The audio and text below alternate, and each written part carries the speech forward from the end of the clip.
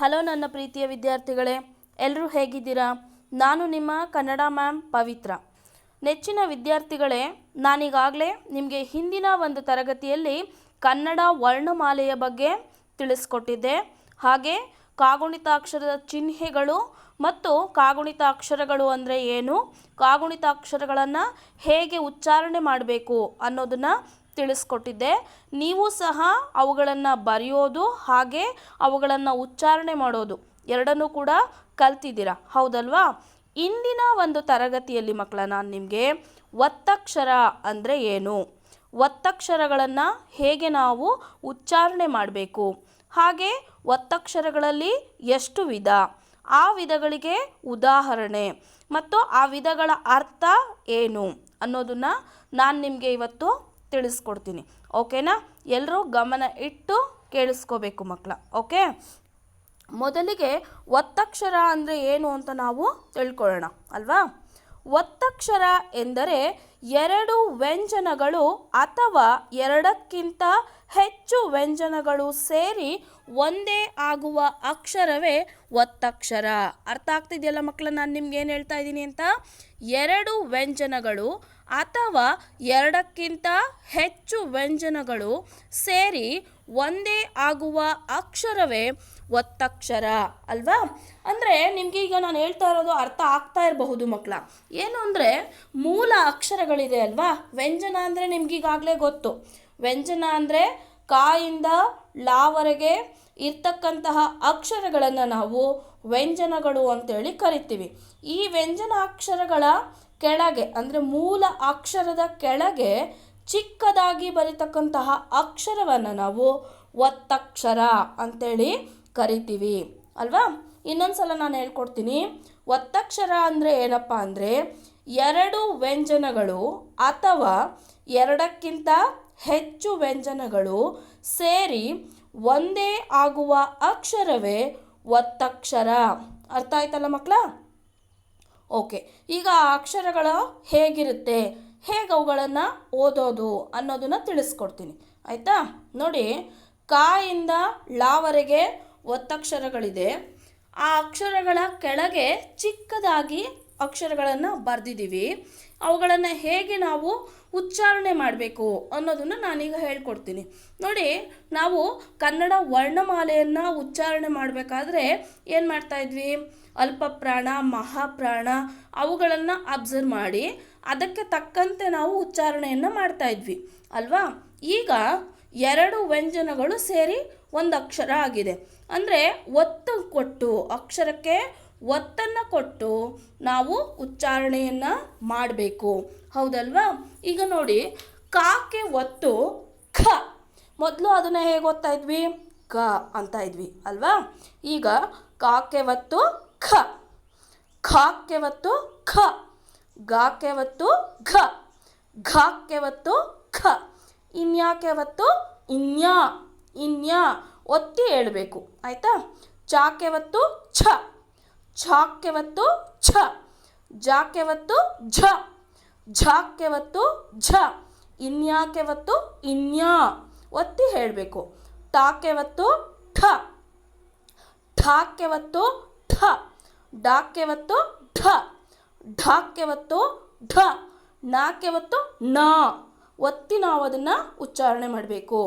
ತಾಕ್ಕೆ ಒತ್ತು ಥ, ತಾಕ್ಕೆ ಒತ್ತು ಥ, ದಾಕ್ಕೆ ಒತ್ತು ಧ, ಧಾಕ್ಕೆ ಒತ್ತು ಥ, ನಾಕ್ಕೆ ಒತ್ತು ನ, ಪಾಕ್ಕೆ ಒತ್ತು ಫ, ಫಾಕ್ಕೆ ಒತ್ತು ಫ, ಬಾಕ್ಕೆ ಒತ್ತು ಭ, ಭಾಕ್ಕೆ ಒತ್ತು ಭ, ಮಾಕ್ಕೆ ಒತ್ತು ಮ, ಮ. ನೋಡಿ, ಮಾಮೂಲಿಯಾಗಿ ಆದರೆ ನಾವು ಹೇಗೆ ಹೇಳ್ತಾ ಇದ್ವಿ? ಮ ಅಷ್ಟೇ ಹೇಳ್ತಾ ಇದ್ವಿ. ಈಗ ಮ. ಯಾಕ್ಕೆ ಒತ್ತು ಯ, ರಾಕ್ಕೆ ಒತ್ತು ರ, ಲಾಕ್ಕೆ ಒತ್ತು ಲ, ವಾಕ್ಕೆ ಒತ್ತು ವ, ಶಾಕ್ಕೆ ಒತ್ತು ಶ, ಶಾಕ್ಕೆ ಒತ್ತು ಶ, ಸಾಕ್ಕೆ ಒತ್ತು ಸ, ಹಾಕ್ಕೆ ಒತ್ತು ಹ, ಲಾಕ್ಕೆ ಒತ್ತು ಲ. ಅರ್ಥ ಆಯ್ತಲ್ಲ ಮಕ್ಕಳ? ಈ ರೀತಿ ನಾವು ಉಚ್ಚಾರಣೆಯನ್ನು ಮಾಡ್ತೀವಿ. ಆದರೆ ಒತ್ತು ಒತ್ತು ಅಂತ ಏನು ಹೇಳೋ ಅವಶ್ಯಕತೆ ಇಲ್ಲ. ಆದರೆ ನಾನಲ್ಲಿ ಒತ್ತಕ್ಷರಗಳು ಇದೆ ಅನ್ನೋ ಕಾರಣಕ್ಕೆ ನಿಮಗೆ ಹೇಳ್ತಾ ಇದ್ದೀನಿ. ನೀವೇಗೆ ಓದಬೇಕು? ಖ, ಖ, ಗ, ಘ, ಘ ಞ ಛ ಛ ಝ ಝ ಞ ಠ ಠ ಢ ಢ ಣ ಥ ಥ ಧ ಧ ಧ ನ ಫ ಫ ಭ ಭ ಮ ಯ ರ ಲ ವ ಶ ಶ ಸ ಹ ಳ. ಈ ರೀತಿ ಅವುಗಳಿಗೆ ಒತ್ತಕ್ಷರವನ್ನು ಸೇರಿಸಿ ನಾವು ಅವುಗಳ ಉಚ್ಚಾರಣೆಯನ್ನು ಮಾಡಬೇಕು. ಅರ್ಥ ಆಯ್ತಲ್ಲ ಮಕ್ಕಳ? ಈಗ ಈ ಒತ್ತಕ್ಷರಗಳಲ್ಲಿ 2 ವಿಧಗಳಿದೆ ಮಕ್ಕಳ. ಅದು ಯಾವ್ಯಾವುದು ಅನ್ನೋದನ್ನು ತಿಳ್ಕೊಳ್ಳೋಣ. ನೋಡಿ, ಒತ್ತಕ್ಷರಗಳಲ್ಲಿ 2 ವಿಧ ಇದೆ. ಅವುಗಳು ಯಾವ್ಯಾವುದಪ್ಪ ಅಂದರೆ ಸಜಾತಿ ಒತ್ತಕ್ಷರ, ವಿಜಾತಿ ಒತ್ತಕ್ಷರ. ಯಾವ್ಯಾವುದು ಮಕ್ಕಳ? ಒತ್ತಕ್ಷರದಲ್ಲಿ ಎಷ್ಟು ವಿಧ ಇದೆ? 2 ವಿಧ ಇದೆ. ಅವುಗಳು ಯಾವ್ಯಾವುದು ಅಂದರೆ ಸಜಾತಿ ಒತ್ತಕ್ಷರ, ವಿಜಾತಿ ಒತ್ತಕ್ಷರ. ಓಕೆ, ಹಾಗಾದರೆ ಸಜಾತಿ ಒತ್ತಕ್ಷರ ಅಂದರೆ ಏನು ನೋಡಿ, ಈಗ ಹೇಳ್ಕೊಡ್ತೀನಿ. ಸಜಾತಿ ಒತ್ತಕ್ಷರ ಅಂದರೆ ಒಂದೇ ಜಾತಿಯ 2 ವ್ಯಂಜನಗಳು ಸೇರಿ ಆಗುವ ಅಕ್ಷರವೇ ಸಜಾತಿ ಒತ್ತಕ್ಷರ. ನೋಡಿ ಮಕ್ಕಳ, ಅಂದರೆ ಒಂದೇ ಜಾತಿ ಅಂದರೆ ನೀವೇನೇನೋ ಕಲ್ಪನೆ ಮಾಡ್ಕೋಬೇಡಿ, ಆಯಿತಾ? ಒಂದೇ ಜಾತಿ ಅಂದರೆ ಏನು? ಈಗ ಕ ಅಕ್ಷರ ಇದೆ, ಆ ಕ ಅಕ್ಷರಕ್ಕೆ ಕ ಅಕ್ಷರನೇ ಒತ್ತಕ್ಷರ ಆಗಿ ಬಂದರೆ, ಪ ಅಕ್ಷರಕ್ಕೆ ಪ ಅಕ್ಷರನೇ ಒತ್ತಕ್ಷರ ಆಗಿ ಬಂದರೆ ಅದನ್ನು ನಾವು ಸಜಾತಿ ಒತ್ತಕ್ಷರ ಅಂತೇಳಿ ಕರಿತೀವಿ. ಮೂಲ ಅಕ್ಷರಕ್ಕೆ ಮೂಲ ಅಕ್ಷರವೇ ಅದೇ ಅಕ್ಷರದ ಒತ್ತಕ್ಷರ ಬಂದರೆ ಅದನ್ನು ನಾವು ಸಜಾತಿ ಒತ್ತಕ್ಷರ. ನೋಡಿ, ಇನ್ನೊಂದು ಸಲ ಹೇಳ್ತೀನಿ.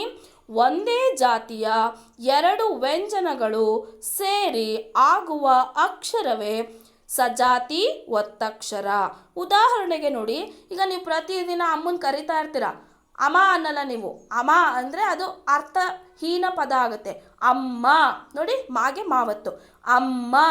ಅಪ ಅನ್ನಲ್ಲ ನೀವು, ಅಪ್ಪ ಅಲ್ವಾ? ನೋಡಿ, ಪಾನ ಹೆಂಗೆ ಪ್ರೊನೌನ್ಸ್ ಮಾಡ್ತೀರಾ? ಅಪ್ಪ. ಈಗ ಅಕ್ಕ, ಅಕ್ಕ ಅನ್ನಲ್ಲ, ಅಕ್ಕ. ಅಣ್ಣ, ಅನ್ನ, ತುಪ್ಪ ಅಲ್ವಾ? ಈ ರೀತಿ ನಾವು ಒತ್ತಿ ಹೇಳ್ತೀವಿ ಅಲ್ವಾ? ನೋಡಿ, ಈಗ ಮಾ ಅಕ್ಷರಕ್ಕೆ ಮಾ ಅಕ್ಷರದ ಒತ್ತಕ್ಷರನೇ ಅದಕ್ಕೆ ಬಂದಿದೆ ಅಲ್ವಾ? ಪ ಅಕ್ಷರಕ್ಕೆ ಪ ಅಕ್ಷರನೇ ಒತ್ತಕ್ಷರವಾಗಿ ಬಂದಿದೆ. ಕ ಅಕ್ಷರಕ್ಕೆ ಕ ಅಕ್ಷರನೇ ಒತ್ತಕ್ಷರವಾಗಿ ಬಂದಿದೆ. ನ ಅಕ್ಷರಕ್ಕೆ ನ ಅಕ್ಷರನೇ ಒತ್ತಕ್ಷರವಾಗಿ ಬಂದಿದೆ ಅಲ್ವಾ? ನ ಅಕ್ಷರಕ್ಕೆ ನ ಅಕ್ಷರವೇ ಒತ್ತಕ್ಷರವಾಗಿ ಬಂದಿದೆ. ಹಾಗಾಗಿ ಇವೆಲ್ಲ ಸಜಾತಿ ಒತ್ತಕ್ಷರಕ್ಕೆ ಉದಾಹರಣೆಗಳು ಮಕ್ಕಳ.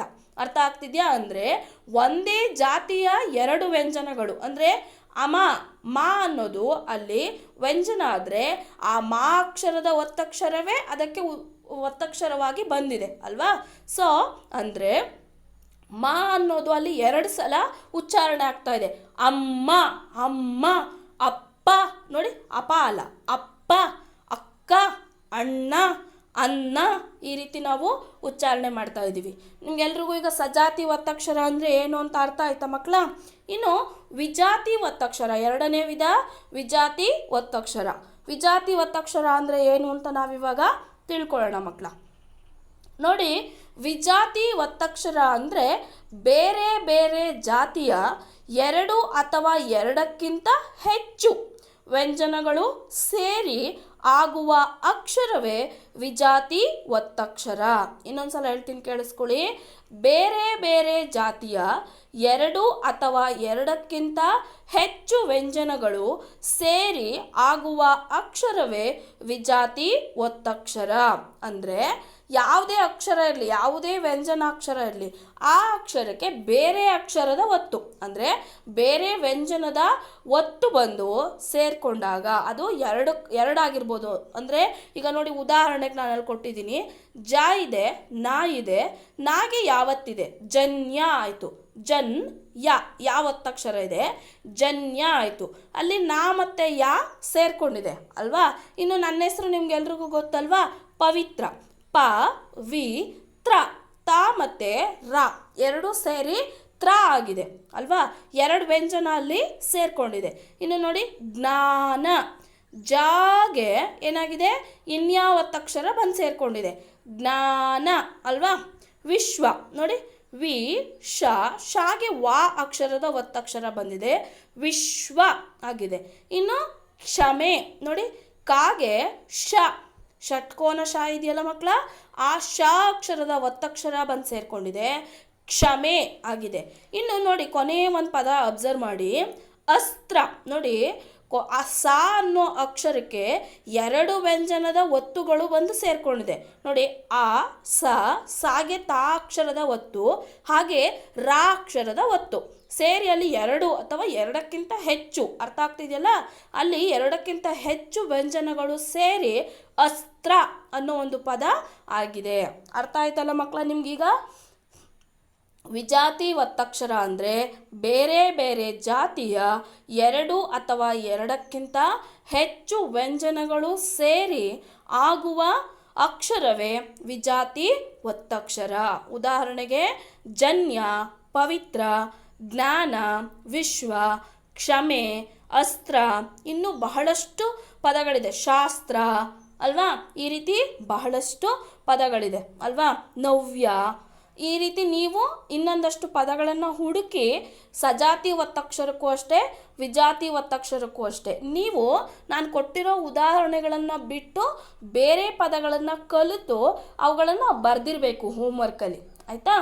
ಇನ್ನು ಇವತ್ತಿನ ಒಂದು ತರಗತಿಯಲ್ಲಿ ನಾವೇನೇನು ತಿಳ್ಕೊಂಡ್ವಿ ಅಂದರೆ ಮಕ್ಕಳ, ಮೊದಲಿಗೆ ಒತ್ತಕ್ಷರ ಅಂದರೆ ಏನು, 2 ವ್ಯಂಜನಗಳು ಅಥವಾ 2ಕ್ಕಿಂತ ಹೆಚ್ಚು ವ್ಯಂಜನಗಳು ಸೇರಿ ಒಂದೇ ಆಗುವ ಅಕ್ಷರವೇ ಒತ್ತಕ್ಷರ. ಅರ್ಥ ಆಯ್ತಲ್ಲ ಮಕ್ಕಳ? ಇನ್ನು ಒತ್ತಕ್ಷರಗಳನ್ನು ಹೇಗೆ ಓದೋದು ಅನ್ನೋದನ್ನು ಕೂಡ ನೀವು ತಿಳ್ಕೊಂಡ್ರಿ ಅಲ್ವಾ? ಕಾಯಿಂದಳ ಅವರೆಗೆ ಒತ್ತಕ್ಷರಗಳನ್ನು ಹೇಗೆ ಒತ್ತು ಕೊಟ್ಟು ಓದಬೇಕು ಅನ್ನೋದನ್ನು ತಿಳ್ಕೊಂಡ್ರಿ. ಹಾಗೆ ಈ ಒತ್ತಕ್ಷರಗಳನ್ನು ಯಾರೆಲ್ಲ ಮರ್ತಿದ್ದೀರೋ, ಈ ಹಿಂದಿನ ಒಂದು ತರಗತಿಯಲ್ಲಿ ಅಥವಾ ಹಿಂದಿನ ವರ್ಷದಲ್ಲಿ ಕಲ್ತಿರೋರು ಯಾರ್ಯಾರು ಮರ್ತಿದ್ದೀರೋ, ನೀವೆಲ್ಲರೂ ಮತ್ತೊಮ್ಮೆ ಇವುಗಳನ್ನು ಬರೆದು ಹಾಗೆ ಉಚ್ಚಾರಣೆ ಮಾಡೋದನ್ನು ಕೂಡ ಕಲಿತು ನಿಮ್ಮ ಹೋಮ್ವರ್ಕ್ ಬುಕ್ಕಲ್ಲಿ ಇದನ್ನು ನೀವು 2 ಅಥವಾ 3 ಬಾರಿ ಬರೆದು ಕಲಿಬೇಕು ಮಕ್ಕಳ. ಇನ್ನು ನಾವು ಒತ್ತಕ್ಷರಗಳಲ್ಲಿ ಎಷ್ಟು ವಿಧ ಅನ್ನೋದನ್ನು ತಿಳ್ಕೊಂಡ್ವಿ, ಸಜಾತಿ ಒತ್ತಕ್ಷರ ಹಾಗೂ ವಿಜಾತಿ ಒತ್ತಕ್ಷರ. ಇನ್ನು ಅದಾದ ನಂತರದಲ್ಲಿ ಸಜಾತಿ ಒತ್ತಕ್ಷರ ಅಂದರೆ ಏನು ಅಂತ ತಿಳ್ಕೊಂಡ್ವಿ ಅಲ್ವಾ? ಒಂದೇ ಜಾತಿಯ 2 ವ್ಯಂಜನಗಳು ಸೇರಿ ಆಗುವ ಅಕ್ಷರವೇ ಸಜಾತಿ ಒತ್ತಕ್ಷರ. ಉದಾಹರಣೆಗೆ ಅಮ್ಮ, ಅಪ್ಪ, ಅಕ್ಕ, ಅಣ್ಣ, ಅನ್ನ, ಚಿನ್ನ ನೋಡಿ, ಈ ರೀತಿ ಬಹಳಷ್ಟು ಪದಗಳನ್ನು ನೀವೇ ಉದಾಹರಣೆಗಳನ್ನು ಪಟ್ಟಿ ಮಾಡಬೇಕು ಮಕ್ಕಳ, ಆಯಿತಾ? ಇನ್ನು ಅದಾದ ನಂತರದಲ್ಲಿ ಕೊನೆಯದಾಗಿ ನಾವು ವಿಜಾತಿ ಒತ್ತಕ್ಷರ ಅಂದರೆ ಏನು ಅಂತ ತಿಳ್ಕೊಂಡ್ವಿ. ಬೇರೆ ಬೇರೆ ಜಾತಿಯ 2 ಅಥವಾ 2ಕ್ಕಿಂತ ಹೆಚ್ಚು ವ್ಯಂಜನಗಳು ಸೇರಿ ಆಗುವ ಅಕ್ಷರವೇ ವಿಜಾತಿ ಒತ್ತಕ್ಷರ. ಜನ್ಯ ಉದಾಹರಣೆಗೆ ಪವಿತ್ರ, ಜ್ಞಾನ, ವಿಶ್ವ, ಕ್ಷಮೆ, ಅಸ್ತ್ರ, ಶಾಸ್ತ್ರ, ನವ್ಯ, ಗಮ್ಯ ನೋಡಿ, ಈ ರೀತಿ ಬಹಳಷ್ಟು ಪದಗಳಿದೆ. ಅವುಗಳನ್ನು ಹುಡುಕಿ ನೀವು ಕಲಿತು ಸಜಾತಿಗೆ ಒಂದು 20 ಪದನಾದರೂ ಪಟ್ಟಿ ಮಾಡಬೇಕು ಮಕ್ಕಳ, ವಿಜಾತಿಗೆ ಒಂದು 20 ಪದನಾದರೂ ನೀವು ಪಟ್ಟಿ ಮಾಡಬೇಕು. ಈಗಾಗಲೇ ನೀವು 1ನೇ ತರಗತಿಯಲ್ಲಿ ಕಲ್ತಿರ್ತೀರ, ಹಾಗಾಗಿ 20ರಿಂದ 30 ಪದಗಳನ್ನು ನೀವು ಹೋಮ್ವರ್ಕ್ ಪುಸ್ತಕದಲ್ಲಿ ಪಟ್ಟಿ ಮಾಡಬೇಕು, ಆಯಿತಾ? ಒತ್ತಕ್ಷರಗಳನ್ನು ಬರೆದು ನೀವು ಅವುಗಳಿಗೆ ಉದಾಹರಣೆ ಪದಗಳನ್ನು ಕೂಡ ಬರೆದು ನೀವು ಕಲಿಬೇಕು ಮಕ್ಕಳ, ಓಕೆನಾ? ಓಕೆ, ಥ್ಯಾಂಕ್ ಯು, ಧನ್ಯವಾದಗಳು ಮಕ್ಕಳ.